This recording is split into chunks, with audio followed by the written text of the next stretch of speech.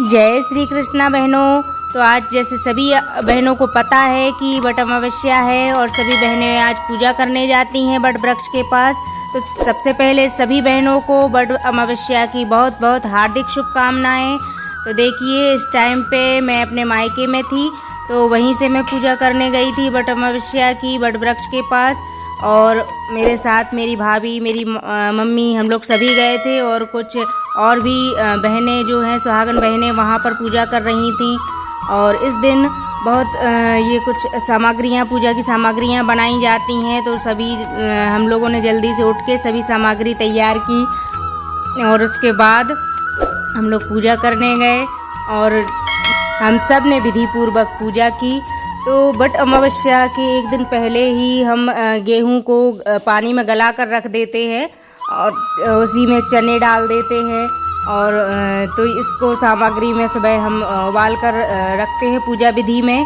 और फरे बनाए जाते हैं, आटे की गोलियां बनाई जाती हैं और अटवाई ये सब बनाकर पूजा सामग्री तैयार की जाती है। और इस दिन पूरा खाना कच्चा पक्का सभी खाना कंप्लीट किया जाता है, जैसे कि कढ़ी, चावल, पूड़ी और सब्जी, ये सब तैयार करके और सभी को भोग कराए, मतलब खाना खिलाया जाता है, भगवान को भोग लगाया जाता है।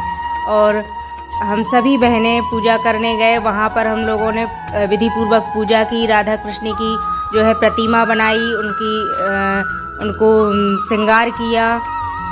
और तो ये जो वट अमावस्या की पूजा है वो आपके यहाँ किस तरह से की जाती है और आप लोगों के यहाँ क्या क्या सामग्री बनाई जाती है, ये प्लीज़ हमें कमेंट में ज़रूर बताना।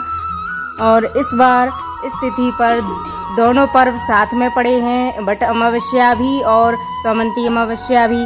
तो सभी बहनों ने दोनों की जो पूजा है वो भी विधि पूर्वक की, क्योंकि जो सौमंती अमावस्या है उसमें भी 108 परकम्मे लगाए जाते हैं और इसमें भी जो है परकम्मा लगाए जाते हैं, जो हम लोग धागे से वट वृक्ष की जो परकम्मा लगाते हैं। तो जो वट वृक्ष होता है उस पर हम 7 परिक्रमा, जो कच्चा सूत होता है उससे लगाते हैं। और उसके बाद जो 108 परिक्रमा होती हैं, सौमंती अमावस्या को भी 108 परिक्रमा ही लगानी होती हैं। तो वो जो परिक्रमा होती है वो हम किसी भी मीठी चीज़ से, जवा से लगा सकते हैं या जो टॉफ़ी वगैरह आती हैं उनसे भी लगा सकते हैं। कोई भी ऐसी चीज़ ले सकते हैं जो 108 हम उनको गिनकर लेते हैं और 108 परिक्रमा लगा के भगवान को, वो वट वृक्ष को वो अर्पित करते जाते हैं और परिक्रमा लगाते जाते हैं। तो और वट अमावस्या के दिन एक पौराणिक कथा भी बहुत प्रचलित है कि जो सत्यवान थे उनके प्राण एक दिन यमराज हर कर ले गए थे।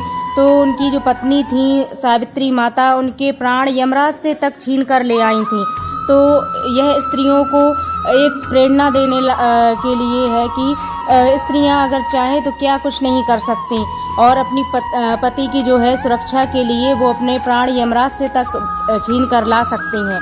तो हमारी जो भी स्त्रियां होती हैं, सुहागन स्त्रियां, वो यह व्रत और यह पूजा जो है इसीलिए करती हैं, जो उनके पति होते हैं, अपने पतियों की सलामती के लिए, उनके जीवन की सुरक्षा के लिए हम भूखे और प्यासे रहकर यह व्रत पूरी श्रद्धा और भावना से करते हैं।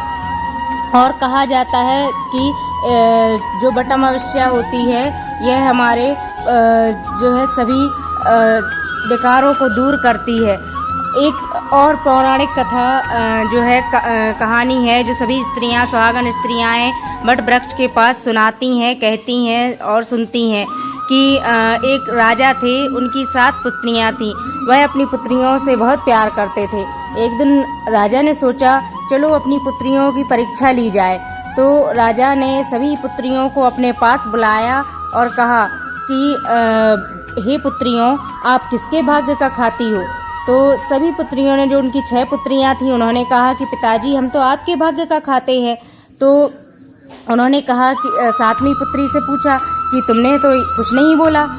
तो राजा की 7वीं पुत्री ने कहा कि हे पिताजी, मैं किसी के भाग्य का नहीं खाती, मैं अपने खुद के भाग्य का खाती हूँ। जो भगवान मुझे देगा वही मुझे मिलेगा। तो राजा को क्रोध आ गया और उसने अपनी पुत्री को राज्य से बेदखल कर दिया और ऐसे लड़के से उसकी शादी करा दी जो कि अपाहिज था, कोढ़ी था। उसने कहा कि जो भगवान की इच्छा होगी वही होगा। और जो उसकी 6 पुत्रियां थीं तो उन सबको अच्छे राजाओं के बड़े बड़े जो राजा थे उनसे उनका विवाह करवा दिया। अपना राज्य का जो हिस्सा था उन्हें वो सौंप दिया। तो अब जो 7वीं पुत्री थी वह राज्य से बेदखल होकर अपने पति के साथ एक बट वृक्ष के नीचे बैठी हुई थी। उसके पास कुछ भी नहीं था, ना तो खाने के लिए ना ही रहने के लिए। तो वहीं पर बैठकर उसने वट अमावस्या का व्रत और पूजा संपन्न की और भगवान की कृपा से उसके जो पति था, उसका जो कोढ़ी था, अपाहिज था, वह भी भगवान की कृपा से ठीक हो गया।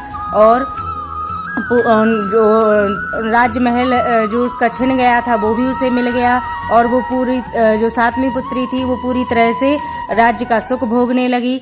तो इसी तरह कहते हैं कि कोई किसी के भाग्य का नहीं खाता, सब अपने भाग्य का ही खाते हैं। जो जिसके भाग्य में लिखा होता है वही होता है। क्योंकि अगर हम अपनी पुत्री का विवाह अगर राजमहल में भी कर दें तब भी अगर उसके भाग्य में दुख लिखे होंगे तो वो उसको ज़रूर मिलेंगे। और अगर हम उसका विवाह वन में भी कर दें किसी ऐसे लड़के से जिसके पास कुछ भी ना हो, धन भी ना हो, तब भी अगर उसके भाग्य में राजमहल लिखा होगा, सुख लिखे होंगे तो उसको ज़रूर मिलेंगे। कई जगहों पर यह मान्यता होती है कि जो सावित्री माता थीं उन्होंने जो बड़ के जो पत्तों से गहने बनाकर पहने थे। तो कई स्त्रियां जो हैं पूजा करते वक्त बड़ के पत्तों को बालों में लगाकर या गले में पहनकर उसके तब पूजा करती हैं। और मतलब सभी स्त्रियां नहीं करती हैं, ये कई जगह प्रचलित है, कई जगह नहीं है। लेकिन जो सभी सुहागन स्त्रियां अपने पति की लंबी उम्र के लिए यह व्रत करती हैं और परिक्रमा लगाती हैं पूरी श्रद्धा और भावना के साथ। और इस दिन जो सभी सुहागन स्त्रियां हैं सुबह जल्दी से उठकर स्नान करके और भोग तैयार करके, प्रसाद तैयार करके बड़ के वृक्ष के पास जाती हैं, वहाँ जल अर्पित करती हैं। जल अर्पित करने के बाद वहाँ की जो कचड़ा है वहाँ से हटाकर जो बड़ का पत्ता होता है उस पर आटे से चौक बनाती हैं।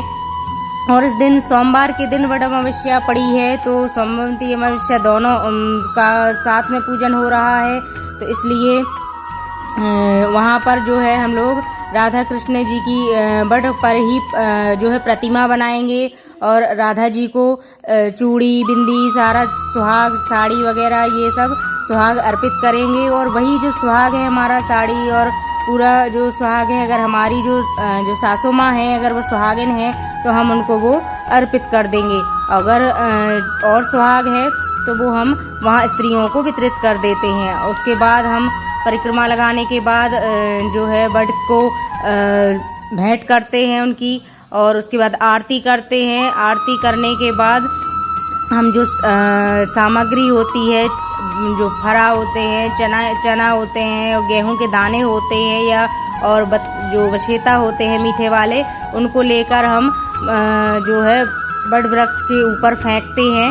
और फेंकने के बाद हम जो वो ढाई जो बॉडी होती है वो किसी को दक्षिणा देकर उनसे तुड़वा कर लेते हैं और उनका ग्रहण करते हैं। जो नवविवाहित जोड़े होते हैं वो साथ में मिलकर इस पूजा को वट वृक्ष के पास करते हैं। तो बहनों, कैसा लगा आपको ये वीडियो? प्लीज़ कमेंट में ज़रूर बताना, और आपके यहाँ यह पूजा कैसे होती है यह भी ज़रूर बताना। जय श्री कृष्ण।